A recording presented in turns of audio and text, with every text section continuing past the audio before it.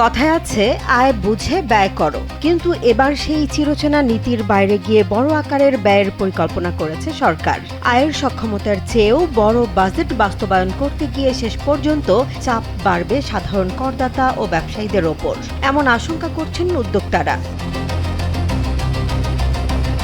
2026-27 অর্থ বছরের বাজেট প্রস্তাব পেশ করেছেন অর্থমন্ত্রী আমির খসরু মাহমুদ চৌধুরী। শুধু আয়ের চেয়েই নয়, আয়ের যতটুকু সক্ষমতা রয়েছে তার চেয়েও অনেক বেশি ব্যয় পরিকল্পনা করেছেন তিনি। আর এতেই দুশ্চিন্তায় পড়েছেন দেশের ব্যবসায়ী ও উদ্যোক্তারা।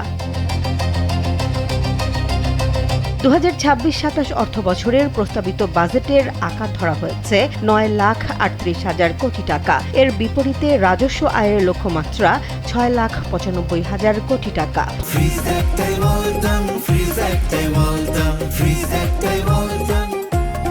ফলে ঘাটতি দাঁড়িয়েছে 2,43,000 কোটি টাকা। এই ঘাটতি পূরণে দেশি বিদেশি উৎস থেকে ঋণ নেয়ার পরিকল্পনা করেছে সরকার।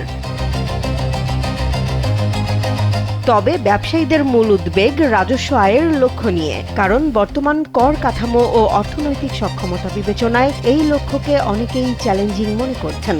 তাদের আশঙ্কা, করের আওতা না বাড়িয়ে রাজস্ব বাড়ানোর চেষ্টা হলে নিয়মিত কর দেয়া ব্যক্তি ও প্রতিষ্ঠানগুলোর ওপরই বাড়তি চাপ পড়বে।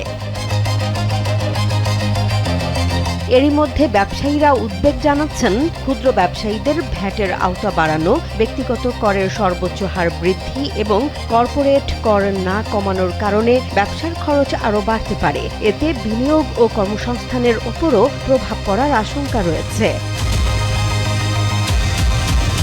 শুধু কর নয়, ঘাটতি অর্থায়নের বিষয়েও সতর্ক করছেন ব্যবসায়ীরা। তাদের মতে সরকার ব্যাংক থেকে বেশি ঋণ নিলে বেসরকারি খাতের ঋণ প্রাপ্তি কঠিন হতে পারে, ফলে নতুন বিনিয়োগ বাধাগ্রস্ত হওয়ার ঝুঁকি রয়েছে।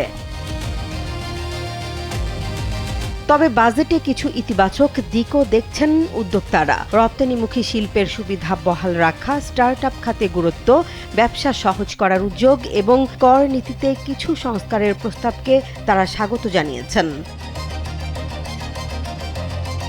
অর্থনীতিবিদ ও ব্যবসায়ীদের মতে বড় বাজেট বাস্তবায়নের জন্য শুধু কর বাড়ালেই হবে না, প্রয়োজন কর ব্যবস্থার সংস্কার, বিনিয়োগ বান্ধব পরিবেশ এবং ব্যয় ব্যবস্থাপনায় দক্ষতা।